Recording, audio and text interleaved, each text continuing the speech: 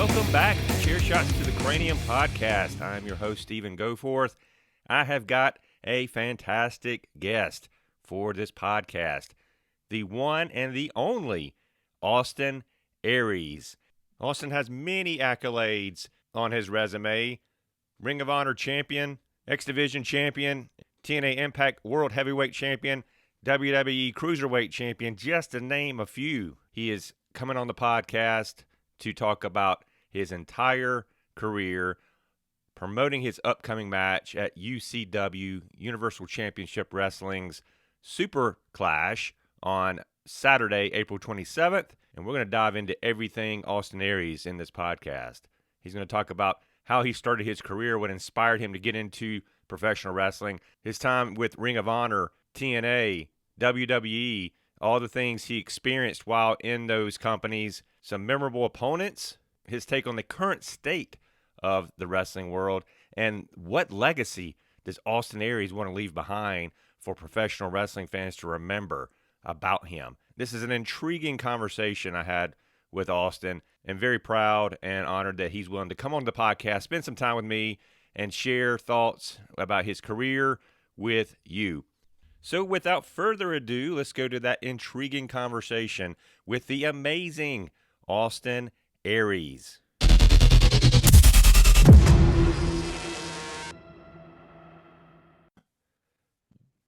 Austin, how are you? I greatly appreciate your time, man. I'm doing well. Thank you very much.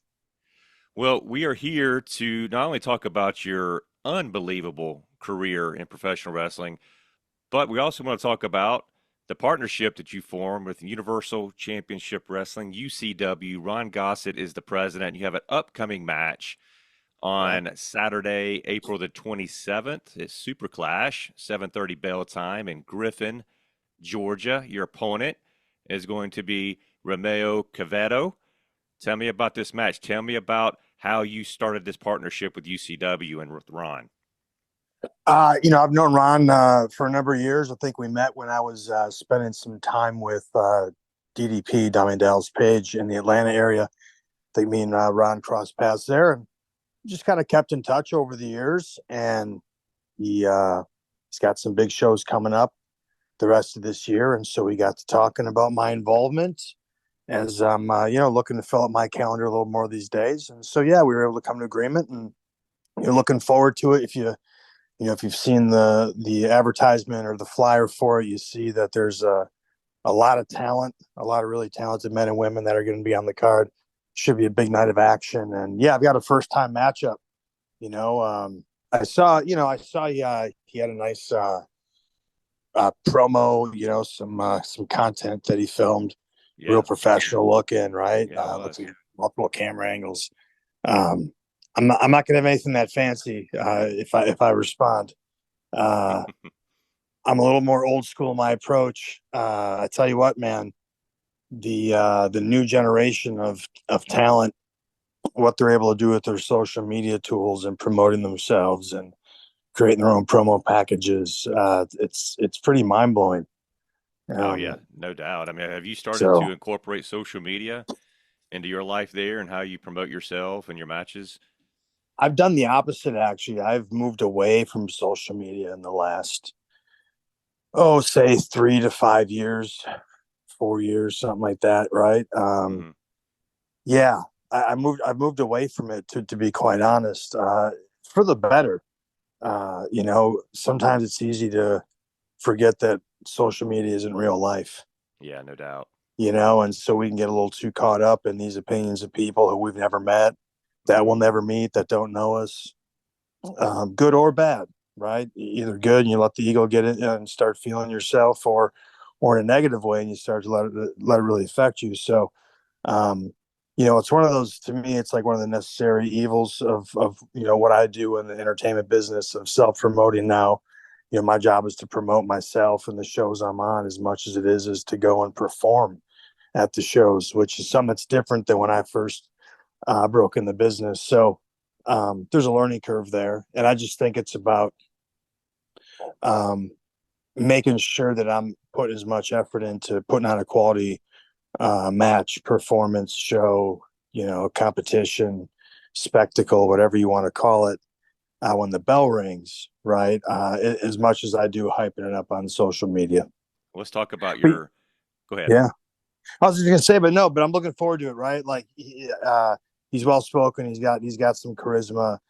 He's been doing this for a while. He's trying to break through, right? He's trying to get noticed, and he's gonna have a bit of a test in front of him, and we're gonna lock it up and see what happens. Listen, I'm extremely excited about the match. I mean, not only knowing your unbelievable history and your abilities in the ring, this young upstart, and like you said, done a great job with promoting this match, and you can tell he's hyped for it. This is going to be an outstanding match on April 27th. Yes, Let, sir. let's talk about your career. Let's take a little trip down memory lane. You mentioned All about when right. you started in the business. Talk about how that happened.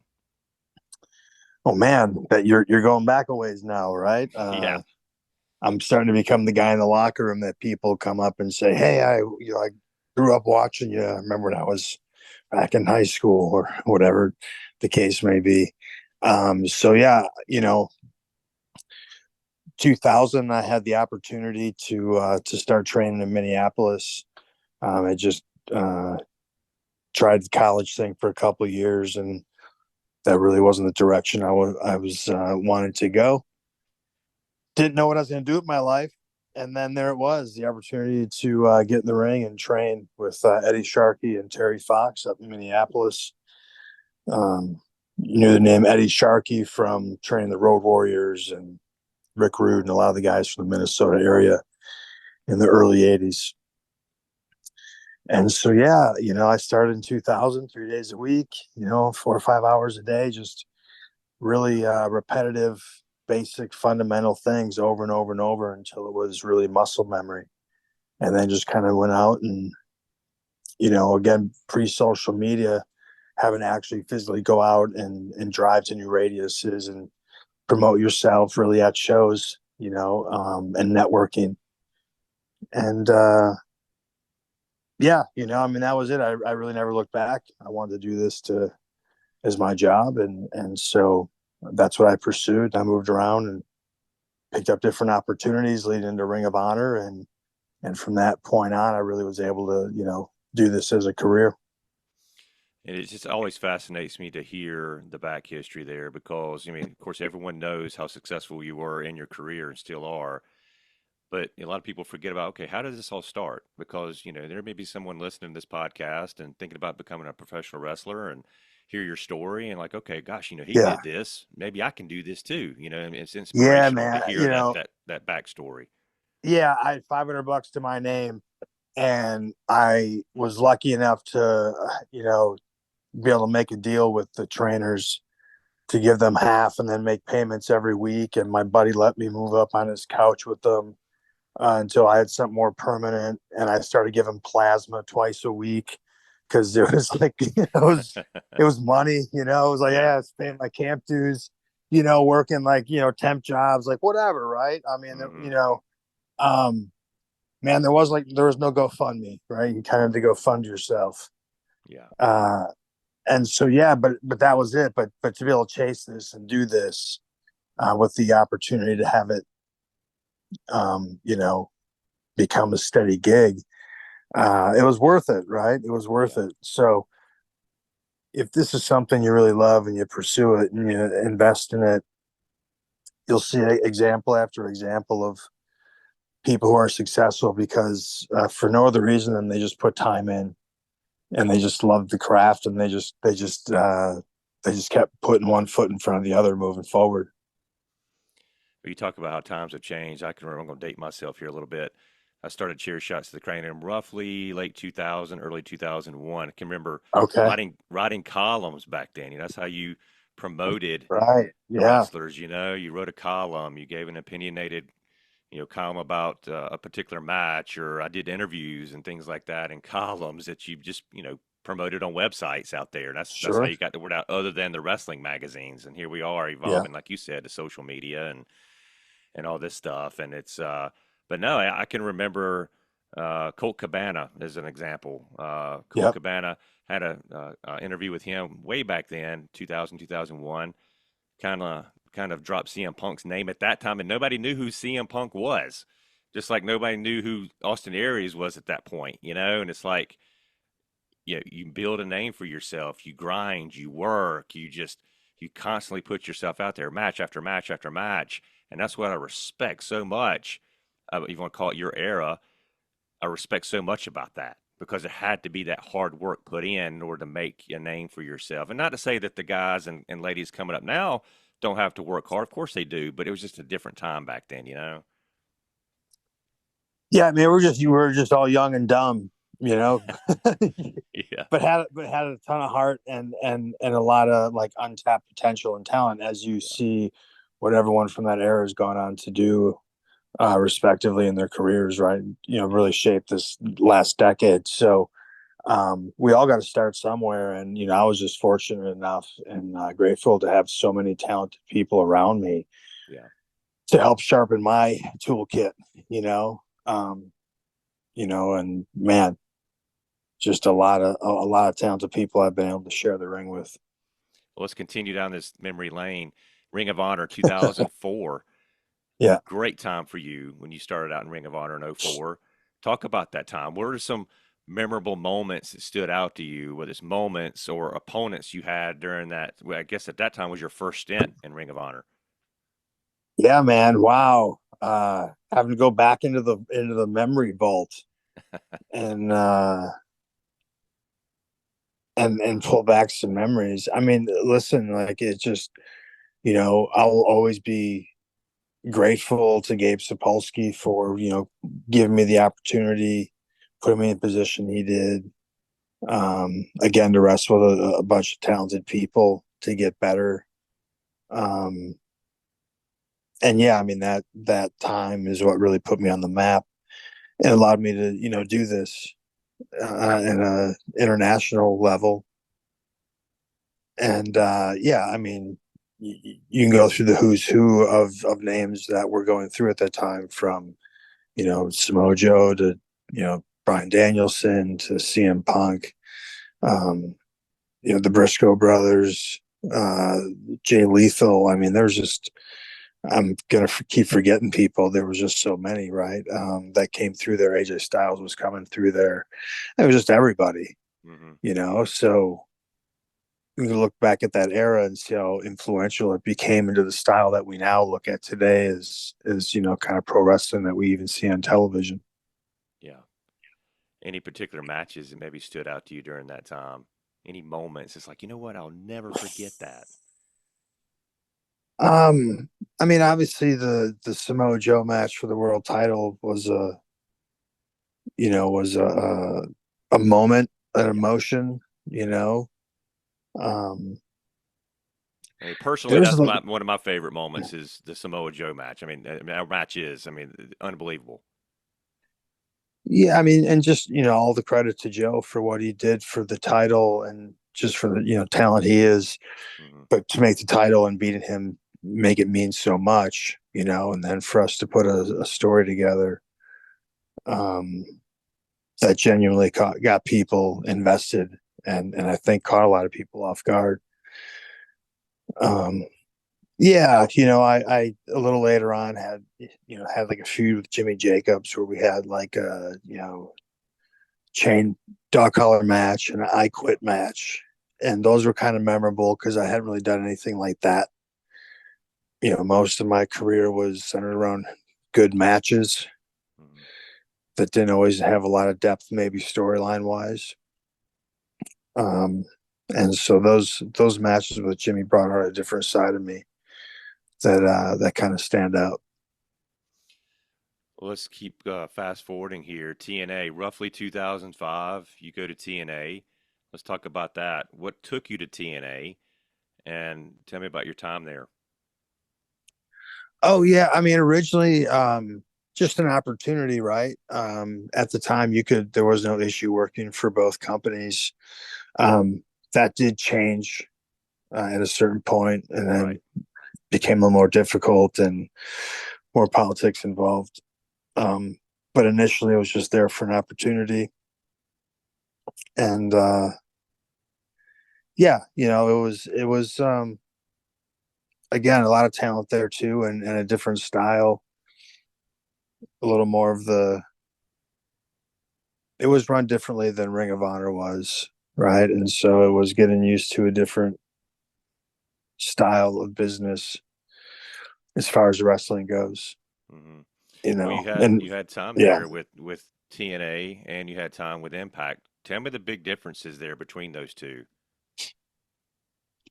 well, I mean, it's just even at the time of TNA, it just kind of mattered like who was in charge, right? I was there different parts or long enough to where I worked under different type of regimes or people that were kind of calling the shots, you know. Um, so each one just was a little different. And I think if you go back and watch the product, you'll kind of see that too. But again, it's TV wrestling and it's great. It was great experience and great exposure. And again, getting to work with a lot of talented people, including the production crew and things like that, and learning that side of pro wrestling, right? And appreciating that. Um, so Let's yeah, fast had a forward. lot of fun there. Yeah, let's fast forward a little bit to 2011. X Division champion, and I got to be honest with you, Austin, I absolutely loved that X Division. It was just, to me, Yeah. I think it revolutionized the wrestling industry. Just the type of matches that you guys put on, and it was just mind blowing to me at that time. Talk to me about that X Division. You proudly held that championship. What did that mean to you? Well, I mean, it was something that I look at it a little bit. WCW had the cruiserweights, Right. and came in and filled a certain part of the card, the night of entertainment that was providing a little more high octane, a little more high flying, a little quicker, a few more risks taken, more athletics, right? And so the X Division was really, TNA's version of that, except for they didn't, at certain points didn't really adhere to any weight restrictions. It was just more of a style, Hmm. right? And so if you worked that style, then you worked in the X Division if you wanted. That's how you had guys like Samoa Joe at some points, like in the X Division, having X Division matches. Um, so yeah, and I think it's an opportunity for guys that maybe aren't looked at initially as guys that could carry the company and be on top and be the world champion. And it's a title that if you can take it, you can elevate it, and you can use that sometimes as momentum to get an opportunity. We've seen multiple guys do that, from AJ Styles to Chris Sabin to myself. I'm sure I'm missing some. I think Samoa Joe had both. Hmm. So yeah, so if you look historically, again, it's another title that allows you the opportunity to show what kind of champion you can be, and in that division, physically, it's probably one of the most demanding divisions to have to be able to defend a title and being champion of, for the level of physicality and risks that you're taking in, night out. Yeah, no doubt. I mean, it clearly sets you up for the TNA Heavyweight Championship, which you, I thought, had a very successful run with. Talk to me about that. What were your feelings about your reign as the TNA champion? I know Hogan was a little bit involved there as well at that time, and how much influence did he have in your career? Um, yeah, it was a great accomplishment to be in that position. There was a lot of moving parts at that time, so I didn't feel like my reign really ever like took off, or I really ever got going. It kind of got a little sidetracked, um, and I lost the title before I felt I really had a chance to maybe establish myself and do some cool things that I was hoping to do. Um, getting to work with Hogan. I mean, the guy's a legend. He's seen everything. Good businessman. So there's a lot to learn, and so getting to work in the ring with him. Getting being able to kind of get to know him a little bit and be able to chat with him and bounce some ideas off him and things like that. Obviously, very beneficial. Yeah. Yeah, Well, yeah, your reign as TNA champion may not have been, or may not have had the longevity or you may have not had the reign that you wanted there. But to me, at that time, I felt like that really elevated you, at least in my eyes. You know, I see you win this championship, and you'd been X Division sure. champion. You win the TNA Heavyweight Championship. I'm like, all right, this guy's here. He's made it. They've finally given him the respect I felt like you deserved. That was my take on it. Yeah, well, I feel if you so when you look at the reign, the most memorable moment and the best moment of the reign is the moment I won it, Mm-hmm. right? Which was a great moment. And for me, yeah, it there was a level of validation that went with that, whether it was for myself or for other people and how they viewed me, kind of as you said, right? Like how you viewed me in the landscape.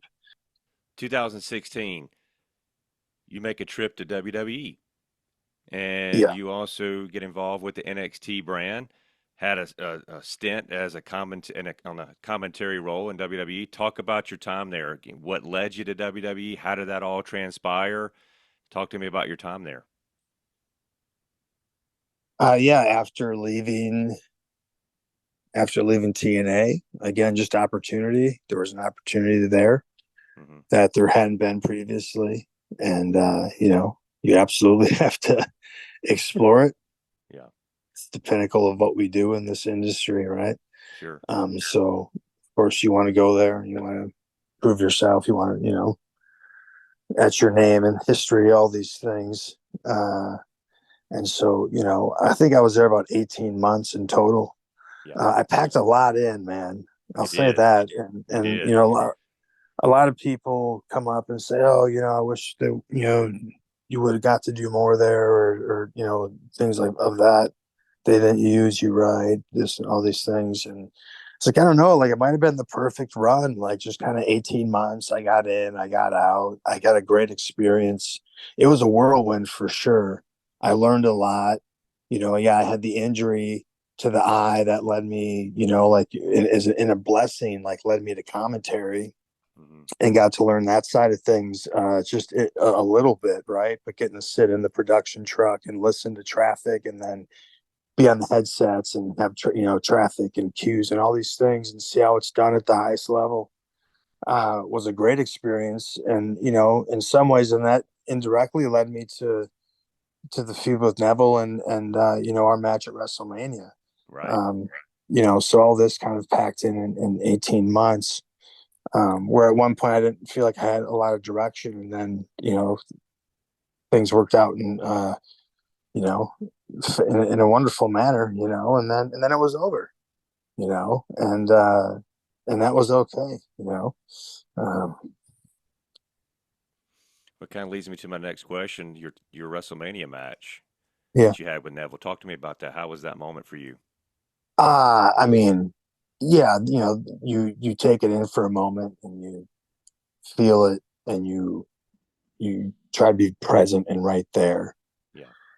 and in it, and then you go to work, you know um and I think I'm an emotions guy, and so when you're in front of that many people, um you know there's a lot of energy there to feed off of and to use, and then I'm in there with a super talented human being, who had a chip on his shoulder too and wanted to go out and prove that he's one of the best talents in that company. So we went out there with pride and kind of kicking off that night Yeah. in Hell front of of a a large match. house, Hell and of a match. and went out there and did what we do, and yeah, I Yeah. thought we had a really good match. Was happy with it, and yeah, that dude's super talented, right? He's the full package, Yeah. Yeah. No and doubt. so yeah. At any point during your commentary role in WWE, did you stop and think, okay, wait a minute, maybe I'm damn good at this, and maybe I need to start doing this going forward? Yeah, well, yeah, the thought crossed my mind. Well, not that I'm damn good at this, but like, oh, like if I could, like if I'm not bad at this, Yeah. like, Yeah. um, I'll say this: it's one thing to go into it knowing, okay, you're going to be on here for, whatever it is, a couple of months until you're, cleared to wrestle, and Right. really going on here is in a way is like giving me, they're giving a spotlight to me and they're letting me build up a character. And but when you settle in as just a commentator, like your mindset is different, right? Because Hmm. there's no angle payoff, right? So you got to shift it a little bit and really just and get in. And so I got a really easy introduction to commentary because I didn't have to do a lot of heavy lifting. I just kind of got to call a match while I would put a couple things in there to put myself over, you know, and hopefully not at the expense of the action or anybody else. Um, but yeah, it's fun. And, when you start getting older, you, you Hmm. start looking at all these other areas where you might be able to bring some value, things that still allow you to enjoy being a part of you know, the spectacle of pro wrestling. That's maybe different than being in the ring. 2018, you said, you know what? I'm going back to TNA Impact Wrestling at that time. You defeated Eli Mm, Drake, better yeah. known now as LA Knight in WWE, for that championship. Talk to me about that time. What led you back to Impact? And you clearly said it was different there between difference there between Impact and TNA. But what led you back there? And tell me about your time there as the champion again. Oh man, yeah. I mean, just it's really a crazy time, right? The post WWE, and we see it when a lot of guys leave there, guys or girls, when talent leaves there. You know, they're in demand. Highly in demand, depending on who you are. And so I've been doing a lot of traveling in 2018, a lot of international dates, and started collecting these championships from these different promotions. And then the opportunity to come back to TNA, was put on the table, and to have a championship match, kind of uh, impromptu one, like right out of the gate. And yeah, and so that's what took us there, and you know, it's one of those things where it's again, you're grateful you put in that position, but you know, for Eli Drake, or LA Knight now, like uh, you know, sure for him it probably wasn't like how he envisioned that happening, Um, but element of surprise, dress shoe drop kick in the forehead and brain buster, and there I was, a shock and a surprise, the new once again Impact World Champion. Best brain buster in the business, if I may say so. Well, I appreciate that. I studied guys that did it much better than me, like Eddie Guerrero. Jimmy Garvin had a little different style. Right. There's a few different guys that had some good brain busters. Yeah. Coco Beware. Arn Anderson had a good one. He was Arn Anderson had a good one. He didn't yeah. use it a ton. No. He went to more of a flapjack after a while, where he just dumped the guy on their face. Right. It was probably safer. Yeah. Yeah. No doubt. Yeah, but yeah, no, he did. Coco Beware had one. Yeah. There's some different guys that had some different styles, but I found something that worked for me. I was comfortable with, that was effective, and you know, just keep it simple. Yeah, Stick with dude. what works. You did it well. You did it very well. Well, that did it. I still do it, bro. They did it Yeah, well, well. they're gonna find out at Yeah, I was UCW gonna say, man, you better Super come to the show. Clash You April see, I still 27th. do it They're gonna well. see a hell Yeah. of a brain buster on Caveto. Man, the guy's over here reading my eulogy. Jesus. And now, yeah. So Uh, current state of wrestling, man. Tell me what your thoughts are on that current state right now, where we are with the business. I mean, you've seen it and its ups and downs. Where it's at currently, what's your opinion? Uh, well, it's I'm saying it seems like because I don't follow and I don't watch a lot of product. I do follow along enough to be somewhat educated about what's happening, but I don't watch enough product to make comments about things like that. It feels like wrestling's, at least WWE. Their business keeps growing. Obviously, they just had their big sale. They've become this global entity, and every year is bigger and better. It's like the Super Bowl every year for WrestleMania. They're on a different whole different level. Um, and then there's some legitimate competition as far as giving talent a place to work and make a good living. And they're doing their version of pro wrestling and their style, and they've got their fan base, and that's great. It's more opportunities for pro wrestlers, more spots.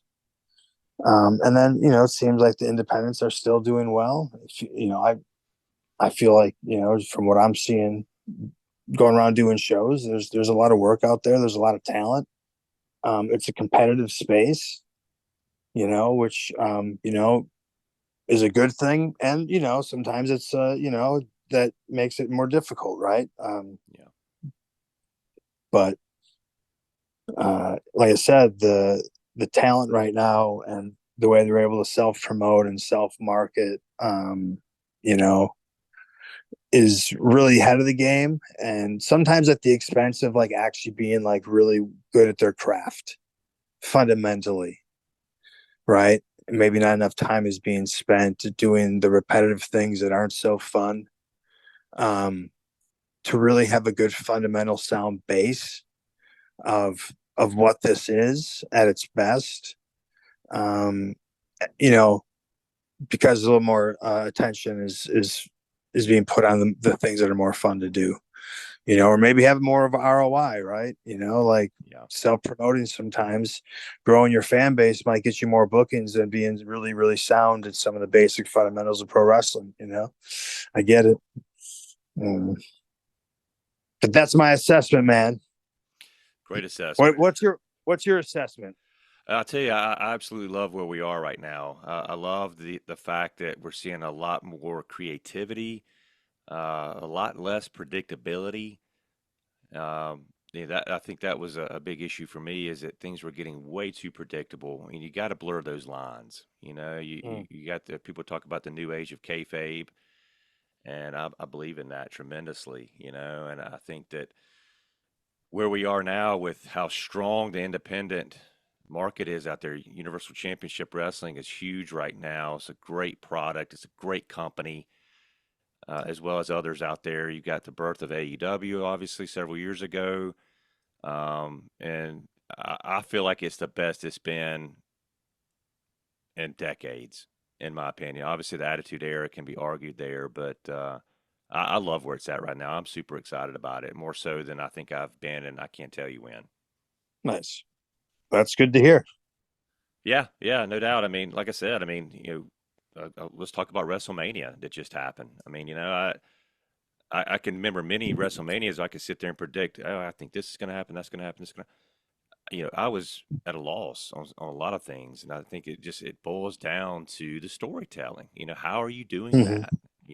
And I feel like that was lost for a lot of years, and now I think we're starting to see people like Ron Gossett, people like Triple H, and others out there who Tony Khan, they know how to tell a story. And then you have unbelievable talent like yourself that can get in there in the ring and deliver that story with tremendous in ring skills. And of course, you have to have that too, right? So, and we're seeing a lot of that. I mean, how much talent do we see out there now that's just unbelievable? So yeah, no, I think it's healthier than it's ever been, in my opinion. So when we talk about the legacy, of Austin Aries. When fans look back on you, Austin, and they think about your tremendous career, Yeah. what do you want to leave behind? What do you want them to think about when they say when the name Austin Aries comes out of their mouth? Oh man. Well, the whole idea and premise and legacy is kind of silly to me a little bit, right? I think at one point in my career, that stuff definitely probably resonated more with me, but um, I don't know. I'm at a different place. It's a different, Austin Aries, I guess, if you want to call him that, than maybe the last, 10, 15 years. Um, so I don't, I guess if I don't know if I think about legacy. Um, Austin Aries, he was a truth seeker and he was a truth teller. Uh, I think when it really boils down, like that's like I've been a truth seeker and a truth teller, Yeah, you done a great job of that. and that doesn't always make you friends with everybody. Right. Doesn't always make everybody have your best interests as their best interests, you know. Hmm. But uh, I guess that's just kind of how I'm wired, and I whatever else you think of me, um, beyond that, that's it. I just ask a lot of questions. Hmm. I ask a lot of questions. Truth seeker, truth teller. I love that. Yeah. Austin, April 27th, Super Clash, Universal Championship Wrestling. Quevedo will be your opponent, 7:30 bell time. Yep. Fans, you got to go out there, purchase a ticket, go see the unbelievable Austin Aries in the ring again so he can show you all the talent he currently has, will always have, and we'll put on one hell of a show for you. UCWTV.com is your source to go out there and purchase your ticket. Please go out there, visit the website, UCWTV.com. Get your tickets today before they sell out to go see Austin because you do not want to miss this man in the ring showing you why he is a true legend in professional wrestling.